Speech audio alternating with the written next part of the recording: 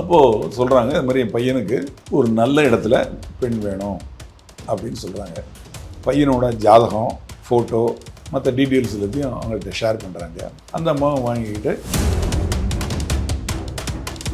நிறைய ஜாதகங்கள் என்கிட்ட இருக்குது, வரன்கள் நிறைய இருக்குது, நான் அதில் வந்து ஒரு செலக்ட் பண்ணி உங்கள் தகுதிக்கு தகுந்த மாதிரி நீங்கள் கேட்கக்கூடிய அந்த அளவுக்கு படிப்பு, வசதி, வயது, அதை மாதிரி உள்ள பெண்ணு, அழகு, அந்த மாதிரி உள்ளக்கூடிய பெண்களை பார்த்து உங்களுக்கு கொடுக்குறேன் அப்படின்னு சொல்கிறாங்க. அங்கே கோயிலில் வச்சு நடந்து, அதுக்கு பக்கத்தில் இருக்க ஒரு மண்டபத்தில் வச்சு சாப்பாடு மற்றவர்களெல்லாம் முடிஞ்சு வீட்டுக்கு போயிடுறாங்க. இவங்களும் புரோக்கரும் போயிடுறாங்க. அன்றைக்கி இரவு வந்து அவங்க வீட்டில் எல்லோரும் ஒன்றா படுத்து தூங்குறாங்க. கணவன் மனைவி அவங்க முதல்வர் கொண்டாடுறாங்க. காலையில் அந்த முருகன் எழுந்திரிச்சு பார்க்குறாரு, பெண் இல்லை. பெண்ணுக்கு இவங்க வந்து நகை போட்டிருக்காங்க, ஒரு 10 பவுன் நகை இவங்களுக்கு நகையே போட்டிருக்காங்க. அந்த நகையையும் காணோம், இவங்க வீட்டில் இருந்த லட்சக்கணக்கான பணம் அதையும் காணோம், பெண்ணையும் காணோம். உடனே இவங்க என்ன பண்ணுறாங்க, அந்த விஜயாவை கான்டாக்ட் பண்ணுறாங்க. நீங்கள் தானே பொண்ணு பார்த்து கொடுத்தீங்க, இந்த மாதிரி பொண்ணு மிஸ் ஆகி போச்சு, காணோம், அது மாதிரி அப்படின்னு சொல்லி சொல்கிறாங்க. மற்ற பொருள்கள் மிஸ் ஆனது சொல்லலை. அப்போ புருஷனுக்கும் பொண்டாட்டிக்கும் பிடிக்காமல் இருந்திருக்கும், முதலிரவில் ஏதாவது பிரச்சனை நடந்திருக்கும், பிடிக்காதனால அந்த பொண்ணு கோச்சிட்டு போயிருக்கும் அப்படின்னு சொல்லி சமாளிக்கிறாங்க. இவங்களும் அதை நம்பிடுறாங்க. நீங்கள் கவலையே படாதீங்க, மறந்துடுங்க, என்னை மன்னிச்சிருங்க அப்படின்னு சொல்லி அதை அன்புளவு பேசி அவங்கள சமாதானப்படுத்துறாங்க. அப்போ இவங்க சரி நீங்கள் இன்னொரு பொண்ணு பாருங்க அப்படிங்கிறாங்க. அப்போ அவங்க சரின்னு சொல்லிட்டு ஒரு நாள் வந்து அவங்க கூட 2 பெண்களை கூப்பிட்டு வராங்க. அதில் ஒருத்தர் வந்து அருப்புக்கோட்டை அருணாதேவி, அவங்களுக்கு வயசு 39. இன்னொருத்தவங்க வந்து தூத்துக்குடியை சேர்ந்த வஉசி நகரை சேர்ந்த காளீஸ்வரி, அவங்களுக்கு வயசு 52. இந்த 2 பேரையும் கூப்பிட்டுக்கிட்டு அந்த விஜயா வந்து பெருமாயை வந்து பார்க்க வராங்க.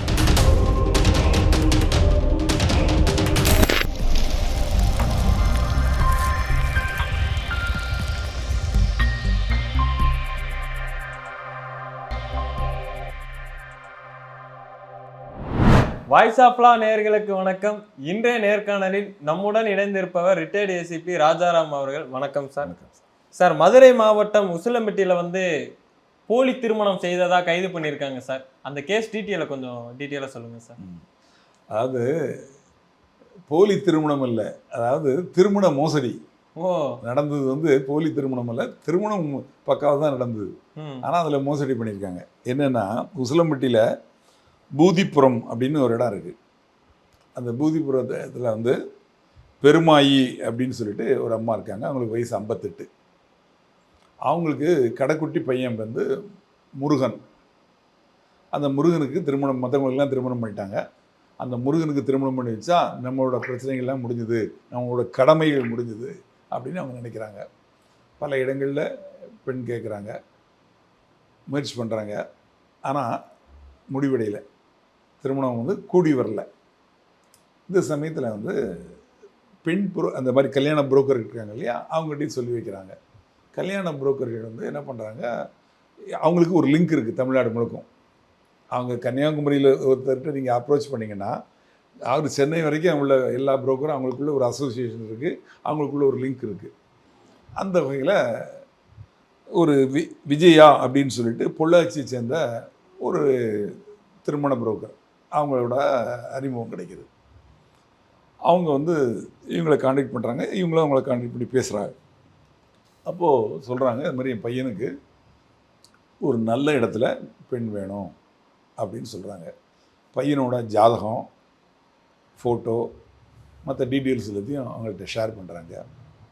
அந்த அம்மாவும் வாங்கிக்கிட்டு, நான் நல்ல இடத்துல, நிறைய இடம் எனக்கு தெரிஞ்சது, நிறைய ஜாதகங்கள் என்கிட்ட இருக்குது, வரன்கள் நிறைய இருக்குது, நான் அதில் வந்து ஒரு செலக்ட் பண்ணி உங்கள் தகுதிக்கு தகுந்த மாதிரி நீங்கள் கேட்கக்கூடிய அந்த அளவுக்கு படிப்பு, வசதி, வயது, அதை மாதிரி உள்ள பெண்ணு, அழகு, அந்த மாதிரி உள்ளக்கூடிய பெண்களை பார்த்து உங்களுக்கு கொடுக்குறேன் அப்படின்னு சொல்கிறாங்க.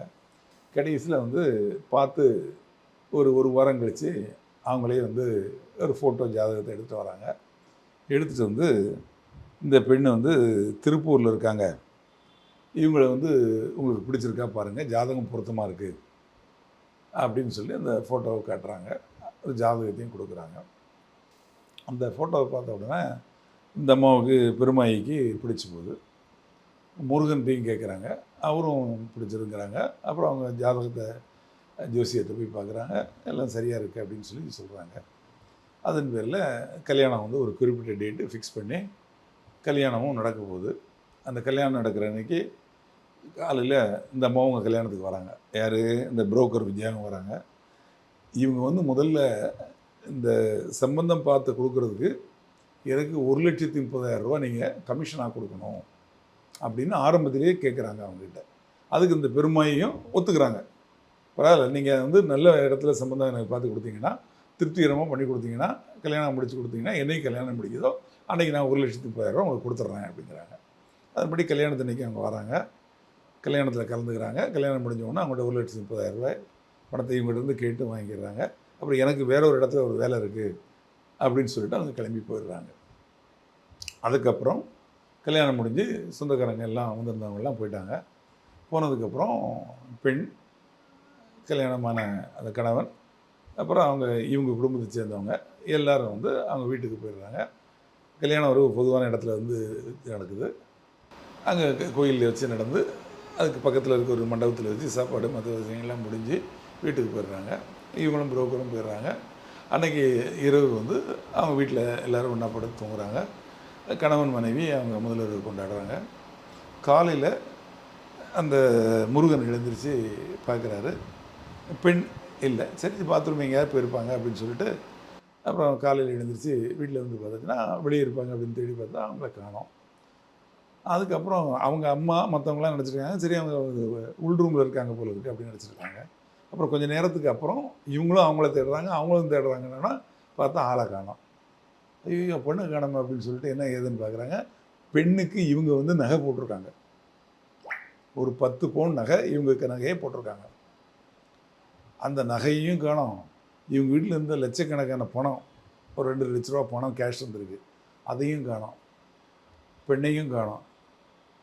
அப்போ தான் இவங்க யோசிக்கிறாங்க, ஆஹா, பொண்ணு எஸ்கேப் ஆகிருக்கு அப்படின்னு இவங்களுக்கு அப்போ தான் உணர்வு வருது. உடனே இவங்க என்ன பண்ணுறாங்க, அந்த விஜயாவை கான்டாக்ட் பண்ணுறாங்க. நீங்கள் தானே பொண்ணு பார்த்து கொடுத்தீங்க, இந்த மாதிரி பொண்ணு மிஸ் ஆகி போச்சு, காணோம் அது மாதிரி அப்படின்னு சொல்லி சொல்கிறாங்க. மற்ற பொருள்கள் மிஸ் ஆனது சொல்லலை, காணுங்கிறத மட்டும் சொல்கிறாங்க. சொன்ன உடனே அந்த அம்மா சொல்லுங்கள், அப்படியா, அப்போ புருஷனுக்கும் பொண்டாட்டிக்கும் பிடிக்காமல் இருந்திருக்கும், முதலிரவில் ஏதாவது பிரச்சனை நடந்திருக்கும், பிடிக்காதனால அந்த பொண்ணு கோச்சிட்டு போயிருக்கும் அப்படின்னு சொல்லி சமாளிக்கிறாங்க. இவங்களும் அதை நம்பிடுறாங்க.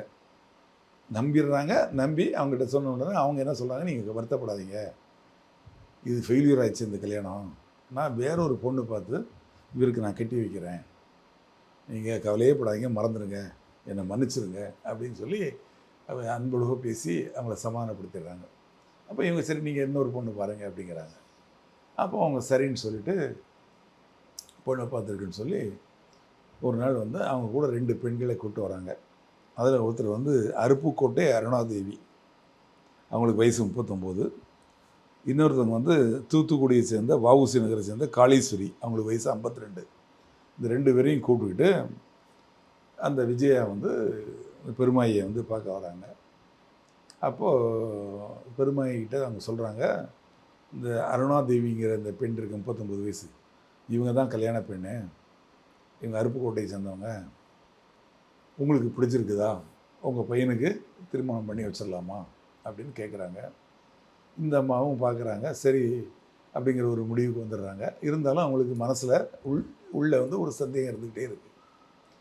உடனே என்ன பண்ணுறாங்க, பிடிச்சி போச்சு அப்படிங்கிற மாதிரி இவங்களுக்கு தெரிஞ்ச உடனே இந்த விஜயா என்ன சொல்கிறாங்க, இந்த கல்யாணத்தை நான் முடிச்சு வைக்கணும், அதாவது இந்த அருப்புக்கோட்டை அருணாதேவியை உங்கள் பையன் முருகனுக்கு நான் கல்யாணம் பண்ணி வைக்கணும்னா எனக்கு புரோக்கர் கமிஷனாக 1 லட்சம் ரூபா கொடுக்கணும் அப்படின்னு கேட்குறாங்க.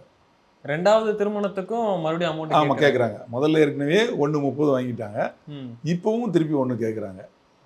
இதை கேட்ட உடனே பெருமாயிக்கு சந்தேகமாயிருது. ஆக ஏற்கனவே அவங்களுக்கு உள்ளே சந்தேகம், திருப்பி இன்னும் 1 லட்ச ரூபா நம்மகிட்ட வாங்க பார்க்குறாங்க அப்படிங்கிறத புரிஞ்சுக்கிட்டு நீங்கள் உட்காந்துருங்க கொஞ்சம் நேரம் அப்படின்னு சொல்லிட்டு காஃபி சாப்பிடுங்க அப்படி இப்படின்னு அவங்களை பேச்சு கொடுத்துக்கிட்டு என்ன பண்ணிடுறாங்க, லோக்கல் போலீஸ் ஸ்டேஷன் உசிலம்பட்டி காவல் நிலையத்துக்கு தகவல் கொடுத்துட்றாங்க. உசிலம்பட்டி காவல் நிலையத்துலேருந்து காவலர்கள் வராங்க, பெண் காவலர்கள் வராங்க. வந்த உடனே இவங்க விஷயத்த சொல்கிறாங்க, இதை மாதிரி சமாச்சாரம் ஏற்கனவே வந்து இவங்க தான் வந்து கல்யாணம் பண்ணி வச்சதுக்கு புரோக்கராக இருந்து 1,30,000 வாங்கிட்டு கல்யாணம் பண்ணி வச்சாங்க. அந்த பெண்ணு கல்யாணம் முடிஞ்ச அன்றைக்கி நைட்டாக ஓடி போயிடுச்சு. காலையில் பார்க்கல, ஆளையே காணோம். நாங்கள் போட்ட 10 பவுன் நகையும் கொண்டு போயிடுச்சு. வீட்டில் இருந்து 2 லட்ச ரூபா பணத்தையும் எடுத்துகிட்டு போயிடுது. இவங்க 1,30,000 வாங்கிட்டு போயிட்டாங்க கமிஷன். இப்போ திருப்பி இவங்க இன்னொரு பொண்ணை கூட்டு வந்து கல்யாணம் பண்ணி வைக்கிறேன்னு சொல்லி 1 லட்ச ரூபா ப்ரோக்கரேஜ் கேட்குறாங்க, தர சொல்லி கேட்குறாங்க. அதனால் இவங்க மேலே சந்தேகமாக இருக்குது, அதனால் நடவடிக்கை எடுங்க அப்படின்னு சொல்லிட்டு இவங்க புகார் கொடுக்குறாங்க. காவல்துறையினர் அவங்களெலாம் கூட்டு போய் விசாரிக்கிறாங்க. விசாரித்து பார்த்தா இது ஒரு பெரிய நெட்வொர்க். இந்த நெட்வொர்க்கில் இப்போ இங்கே மாட்டின 3 பேர் தவிர இன்னும் ஒரு 4 பேர் சம்மந்தப்பட்டிருக்காங்க. அவங்க யாருன்னா பொள்ளாச்சி மற்றும் திருப்பூர் பகுதியைச் சேர்ந்த சீனிவாசன், ஜெயபாரதி, சுஜித்ரா, முரளிதரன். இந்த 4 பேர், இந்த 3 பேர், இந்த 7 பேர் தான் ஒரு டீம். இந்த டீம் தான் வந்து திட்டம் போட்டு இதை மாதிரி யாரெல்லாம் வந்து பெண் தேடுறாங்களோ அதை இதில் ஒருத்தராக பெண்ணாக நடிக்க வேண்டியது, அதுக்கு புரோக்கரேஜாக ஒரு அமௌண்ட் வாங்கிக்க வேண்டியது, பெண் வீட்டில் எவ்வளோ நகை, பெண்ணுக்கு எவ்வளோ நகை போடுவீங்க மாப்பிள்ளை வீட்டில் அப்படின்னு கேட்டு அந்த நகையெல்லாம் கல்யாணத்தின் போர்டு போட வச்சுட்டு கல்யாணத்தன்னைக்கு நைட்டாக எஸ்கேப் ஆயிடுது. இது மாதிரி பல இடங்களில் ஏமாற்றிருக்காங்க. இதே மாதிரி இன்னொரு டீம் திருப்பூர் பகுதியில் ஒரு 6 மாதத்துக்கு முன்னாடி அரெஸ்ட் பண்ணாங்க. அதில் வந்து என்ன அப்படின்னா இதே மாதிரி ஏமாற்றிட்டு போயிடுறாங்க. அதில் ஒருத்தரை பிடிச்சிட்டாங்க. ஆனால் கல்யாண புரோக்கர் தான் அதில் மெயின். இவங்க மெயினான ஆளு அரெஸ்ட் பண்ணி ரிமாண்ட் பண்ணாங்களே, அவங்க உள்ளே இருக்கிறாங்க.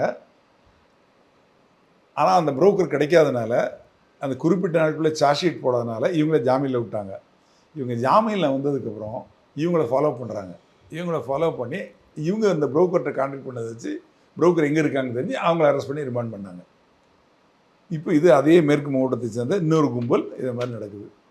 ஆக கல்யாணம் அப்படிங்கிறது வந்து அது வந்து ஒரு பெரிய விஷயம். அதுலேயே இதை மாதிரி ஏமாற்றக்கூடிய சம்பவங்கள்லாம் நடக்குது. இதை மாதிரி ஏமாத்துறதுக்கு ஒரு கும்பலே செயல்படுது. இந்த மோசடி கும்பல்களை மாட்டினது என்னமோ கொஞ்சம் தான். இது மாதிரி இன்னும் நிறைய பேர் ஏமாற்றிட்டு இருப்பாங்க. ஏமாந்தவங்க வந்து வெளியே சொன்னால் நமக்கு அவமானம், கேவலம், நம்மளை மற்றவங்க லேசாக நினைப்பாங்க அப்படின்னு சொல்லி நிறைய பேர் இதை மறைச்சிக்கிட்டு இருப்பாங்க. ஆக அவங்கெல்லாம் புகார் கொடுத்தா இன்னும் நிறைய விஷயங்கள் வரும். இது மாதிரி நிறைய கும்பல்கள் வரும். இதை பார்த்துட்டு இருக்க நேயர்களுக்கு நிறைய ஒரு விண்ணப்பம். திருமணங்கிறது அந்த காலத்தில் சொல்லுவாங்க சொர்க்கத்தில் நிச்சயிக்கப்படுது அப்படின்பாங்க. சுக்கத்தில் நிச்சயிக்கப்படக்கூடிய அந்த திருமணம் வாழ்க்கையில் நிச்சயமாக ஒரு தடவை, சிலருக்கு 2 தடவை கூட ஒரு சூழ்நிலை ஏற்படலாம். எதில் ஏற்பட்டாலும் ஒரு முக்கியமான சம்பவம். அந்த சம்பவத்தையே ஒரு கேள்விக்குறியாக்கி அதுலேயே ஒரு மோசடித்தனம், ஃப்ராடுத்தனம், பித்தலாட்டம் பண்ணும். இந்த மாதிரி ஃப்ராடுகள் இந்த உலகத்தில் பெண்கள் ரொம்ப கவனமாக இருக்கணும். இதில் பெண்கள் பெண் வீட்டை சேர்ந்ததாக சொல்லி தான் இந்த கும்பல் ஏமாற்றுது. ஏமாற்றப்படுறவங்க ஆண், அதாவது மாப்பிள்ளை வீட்டை சேர்ந்தவங்க. யாராக இருந்தாலும் திருமணம் அப்படிங்கிற விஷயத்தில் ரொம்ப விசாரித்து அவங்க யார், என்ன, அவங்களோட பின்னணி என்ன, யார் அவங்க உறவினர், அவங்க வீடு எங்கே இருக்குது, அவங்களோட பின்னணி என்ன, அவங்களோட முன்னோர்கள் யார் அப்படிங்கிறதெல்லாம் தெரிஞ்சுட்டு இது மாதிரி விஷயங்களை தலையிடுங்க. எவ்வளோ பேச்சை கேட்டு புரோக்கர்கள் அவங்க வந்து புரோக்கரேஜுக்காக என்னெல்லாம் பொய் சொல்லுவாங்க. அப்படி சொல்லி ஏமாந்து உங்கள் வாழ்க்கையை நீங்கள் கெடுத்துடாதீங்க, ஏமாந்து போயிடாதீங்க, கேர்ஃபுல்லாக இருங்க அப்படிங்கிறது என்னுடைய வேண்டுகோள். சார், இந்த மாதிரி தவறுகளை பண்ணுறவங்களுக்கு காவல்துறை எந்த மாதிரி நடவடிக்கை, அதுக்கப்புறம் எந்த மாதிரி தண்டனைகள் கிடைக்கும் சார்? அதாவது இந்த மாதிரி வழக்குகளில் இது வந்து ஒரு ஏமாற்று வழக்கு, சீட்டிங். அதாவது ஒரு பெண்ணை காட்டி, அது திருமணமான பெண்ணா யார், அவங்களோட பின்னணியே எதுங்கிறத காட்டி, அவங்க ஃபோட்டோவை காட்டி, ஜாதகம்னு ஒன்றை காட்டி இவங்கள ஏமாற்றி அவங்கள்ட்ட பணம் பறிக்கிறாங்க. ஆக அந்த ஏமாற்றுதல் தான் அதில் முக்கியம், சீட்டிங். இந்த ஏமாற்று வேலைக்காக இவங்க வந்து ரெக்கார்டு டாக்குமெண்ட்ஸ், தவறான டாக்குமெண்ட்டை க்ரியேட் பண்ணுறாங்க. ஜாதகம் அப்படின்னு ஒன்று க்ரியேட் பண்ணுறாங்க. அவங்களுக்கு கல்யாணம் ஆகலை அப்படிங்கிற ஒரு பொய்யை சொல்கிறாங்க. ஆக இந்த மாதிரி வழக்குகளில் குறைந்தது 10 ஆண்டுகள் அவங்களுக்கு சிறை தண்டனை கிடைக்கும். 420 IPC, அதாவது முன்னாடி இருந்த சட்டப்படி இந்தியன் பினல் கோடில் 420 அப்படின்னு சொல்லுவாங்க, ஃபேப்ரிகேஷன் ஆஃப் ஃபால்ஸ் ரெக்கார்ட்ஸ். அதன்படியும் அந்த வழக்குகளில் இவங்களுக்கு நிச்சயமாக தண்டனை கிடைக்கும். இதில் வந்து அதாவது நடந்த சம்பவங்களில் இதெல்லாம் நாங்கள் பண்ணலைன்னு சொல்லவே முடியாது. ஏன்னா திருமணம் நடந்திருக்கு, அது ஃபோட்டோ எடுத்திருப்பாங்க, இவங்க கொடுத்த ஜாதகம் இருக்கும், அந்த பொண்ணோட ஃபோட்டோ இருக்கும். ஆக இவங்க ப்ரோக்கரேஜ் வாங்கினதுக்கு, அதுக்கு கமிஷன் கொடுத்ததுக்கு, அதுக்கு உள்ள ரெக்கார்டு இருக்கும். அது இப்போ வந்து அதிகமாக வந்து அக்கௌண்ட் ட்ரான்ஸ்ஃபர் தான் பண்ணுறாங்க, இல்லைன்னா ஜிபே பண்ணுறாங்க. ஆக எல்லா வகையிலையுமே இவங்க ஈஸியாக மாட்டிக்குவாங்க. ஆனால் இந்த மாதிரி தண்டனைகள் அதிக பேருக்கு கிடைக்கணும், அதிக பேருக்கு கிடைச்சதுங்கிறது பேப்பரில் வரணும், டிவியில் வந்தால் தான் இந்த மாதிரி குற்றங்கள் குறையும். அதே மாதிரி பெண் தேடுறவங்க வந்து விழிப்புணர்வோடு இருந்தால் இந்த குற்றங்களை குறைக்கலாம். விழிப்புணர்வு இல்லாமல் ஏதோ நம்ம பையனுக்கு கல்யாணம் பண்ணி வைக்கணும், நல்ல பணக்கார இடத்துல புரோக்கர் சொல்லுவோம், ஐயோ கோடீஸ்வரன் வீடு பொண்ணு, அதை மாதிரி பொண்ணு, இந்த மாதிரி பொண்ணுன்னு வேற ஒரு பொண்ணோட ஃபோட்டோவை இந்த பொண்ணோட ஃபோட்டோவை மார்ஃபிங் பண்ணி அழகாக காட்டி இந்த மாதிரி நிறைய ஜாதகங்களை மாற்றி இந்த மாதிரி நிறைய ஃப்ராடுத்தனம் பண்ணுவாங்க. இதில் வந்து விழிப்புணர்வோடு இருந்துச்சுன்னா நீங்கள் தப்பி வெளியே வரலாம். நன்றி.